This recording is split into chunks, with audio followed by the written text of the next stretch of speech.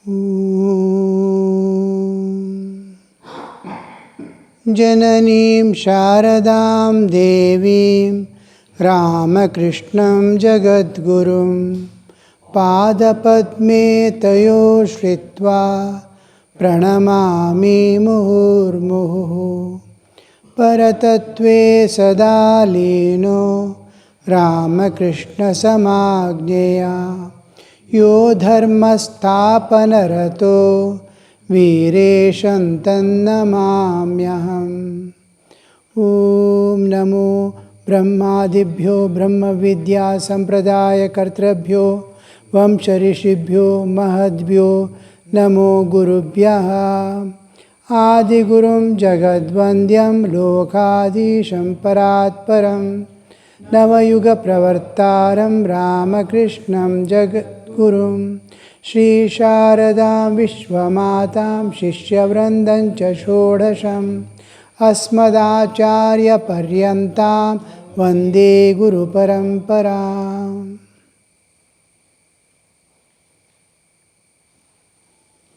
Yes, we'll enter the text again with the first shloka. We saw in the last class trying to understand the meaning of each word. Sadananda is giving whenever we begin anything, any text, our tradition is to bow down to the Almighty. And when it comes to the Advaitic treatise, it takes a different turn. All this existence and the beyond, in which the whole universe appears and disappears, that is, the Absolute is brought into picture. And with that awareness, we begin. With that awareness, we move. With that awareness, we end. The Absolute existence, unchanging, eternal reality, the one without a second. Advaya, the one without a second. There is no duality. And when we saw in the last class, the Satchidananda and all that, the ocean of consciousness, Chaitanya Sagara. And he used the term Atmanam Akhiladharam. Atmanam Akhiladharam. Atmanam refers to the subjective ultimate. The Brahman refers to the objective ultimate. Now, there are two paths of our meditation. One is turning inward and going within, Antaryatra. Turning inward is most difficult part of the sadhana, to turn inward, because we are constantly attached to the external things. From the childhood and from lives after lives, we have been accustomed, as if it is my nature, because of the bodily existence and the karmic load. It is three things it gets attached to. One is objective world. The one is the enjoyments present in that.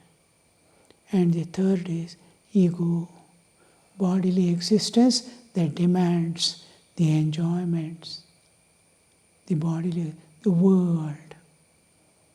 Body is binding me, world is binding me, enticing me with the various materials. Here you have enjoyment, here you have enjoyment. It is presenting everything. So enticing. And I am captured by that only because of the past tendencies, vasanas. As long as vasana is there, world will go on tormenting. Once the vasanas are destroyed, then it gets peace. And it will be immediately aware of its own existence, independent of bodily existence. Vasanakshaya, Tattvajnana and Manonasha happen at a time. Yugavat bhavati. At a time it happens. So the turning inward is most difficult because ego is attached to it. World is attached to it. Bodily existence attached to it. And to turn it inward, it is bound three-way. It is almost an impossible task. The constant humility everywhere. Universal love everywhere. Considerations. Law and considerations are different. Law is there, considerations are different. So, this love cures many of the diseases of the heart.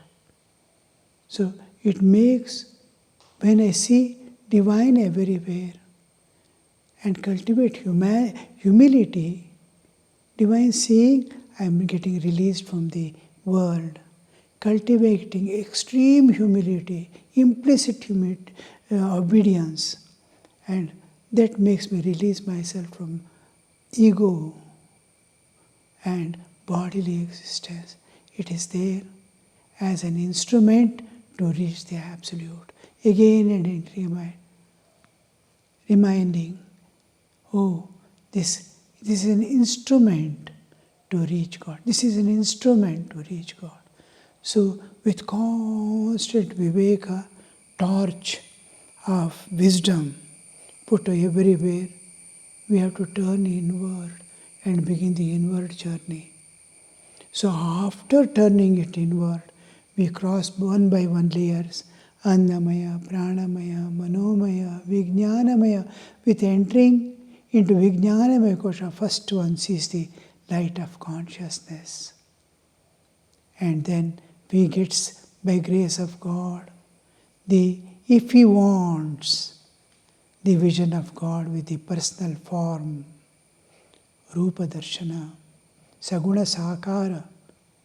If you want to avoid, you can bypass it, thinking it to be, after all, duality. Duality is there, Taratamya is there is dukkha. Sukha dukkha comes along with the duality. Wherever there is duality, it is not ultimate one thing, and it is yet to grow, and you will have sukha dukkha, inevitable of duality. Because some are lower, some are higher. But when it is Chaitanya witnessing Chaitanya with duality, then that problem doesn't come. Still, they keep the duality as duality. Let us bypass. I want Nirguna Nirakara. I don't want Saguna Sakara. All right.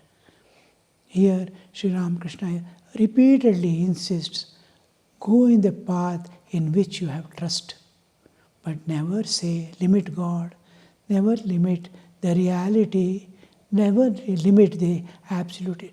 The first definition in Hinduism of God, the God is unlimited. There is no limitation of any kind in God. Even a single limitation is there, it is no more God. So it is not limited by time, not limited by space, not limited by power, but Adhara of all that exists. So here we come into picture, the first delight of consciousness. If you want, remain. Otherwise, if you go ahead, you are while entering into Vijnanamaya kosha, the body has left behind, mind has merged in the buddhi and pancha jnanendriyas will be there. If you want to see the form of God, see, because jnanendriyas are the buddhi is there. And you will get a prema sharira. If you don't want to see, go ahead. As you go ahead, the senses, jnanendriyas merge in the buddhi with highly refined ego. The pure ego is one with Chaitanya. Brahmasmi is constantly practicing in that this one, five senses also merge, and we enter into the absolute existence. This is the inward path. That is a subjective. Then you will know Atman. you get Atma Jnana. Another path to reality, another path to realize the Brahman is how the creation came into existence. Akasha, how did it come? In the absolute, how the Chit Shakti manifests itself as universe. The power, energy is getting converted into matter, precipitating. First comes the Akasha, Adhara for all things that is going to come. Akasha, Akashad Vayu, Vayur Agni, Agni Rapa, Advya Prithvi, Prithivya Moshadeya, and all that.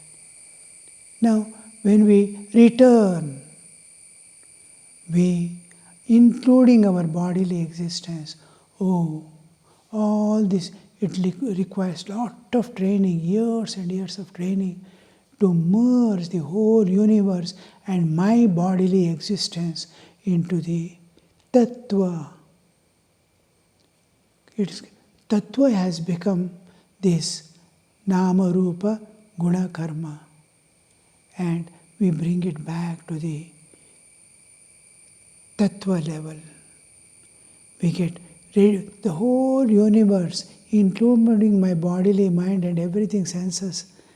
It is nothing but Prithvi Tattva.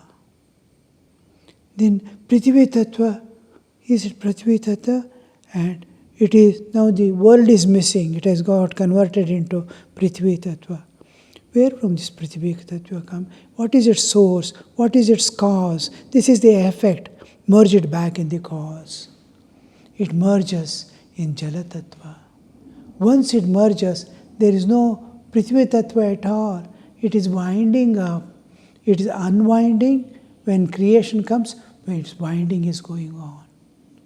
So we experienced it. Prithvi Tattva, I have no more body. I have no more body. Prithvi Tattva merging in Jala Tattva. Jala Tattva is merging in I experience.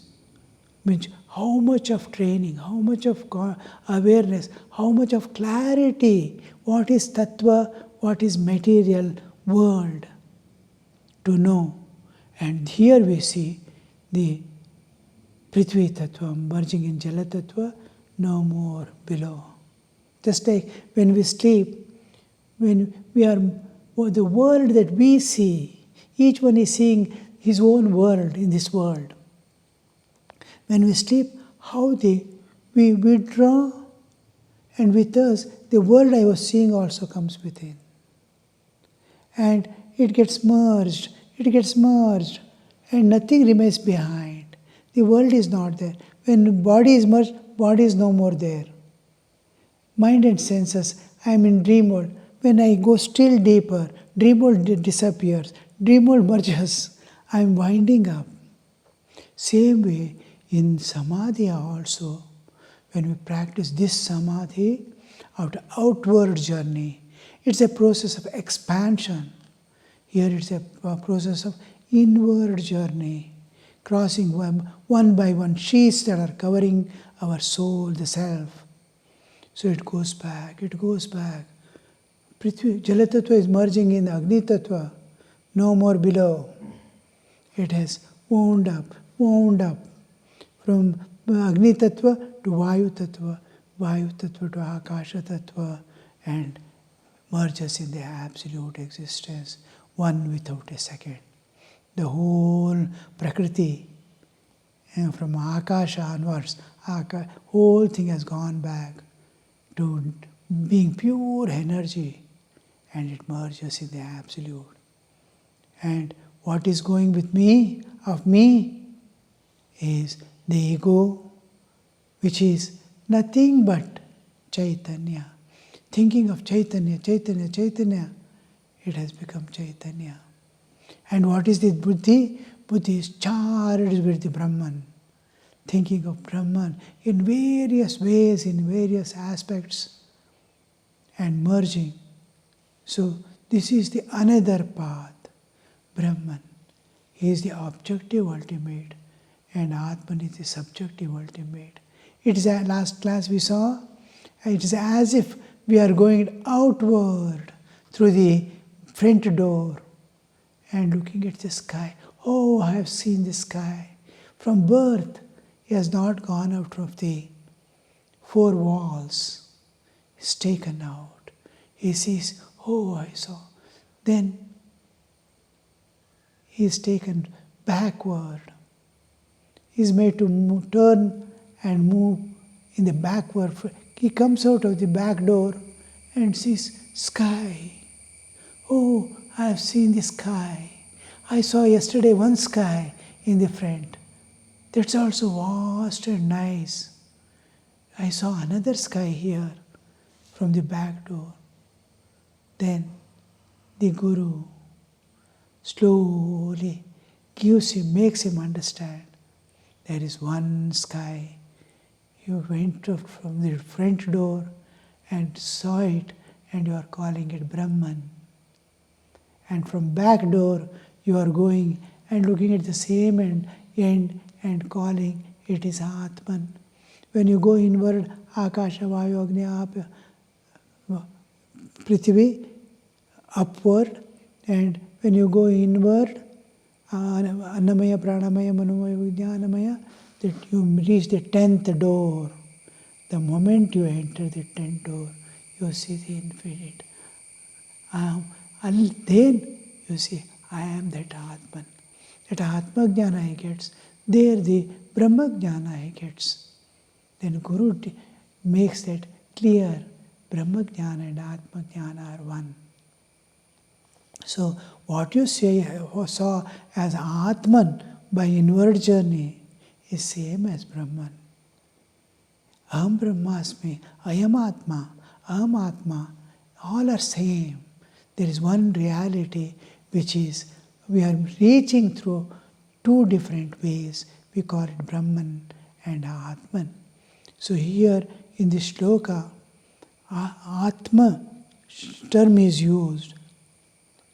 Sakaladharam, Ashraye, Atmanam, Akhiladharam. Atmanam, Akhiladharam. Atmana, myself. How can be Adhara for all? No, it is Brahman. Same. Innumerable universes, Ananta Koti Brahmanda. Each Brahmanda having so many multifarious universe with multifarious items, varieties of lives, innumerable species, and each species countless beings, and different planes of existence. Bhu Bhuva Swaha Maha Jana Tapa Satyam Atala Vitala Sutala Talatala Rasatala Patala. 14 planes of existence. Every plane is having the 3 layers. The Stula, Sukshma, Karana. This one, just like we have Stula, Sukshma, Karana, referring to waking state, dreaming state, and deep sleep. Every universe, every plane of existence, every loka has these 3.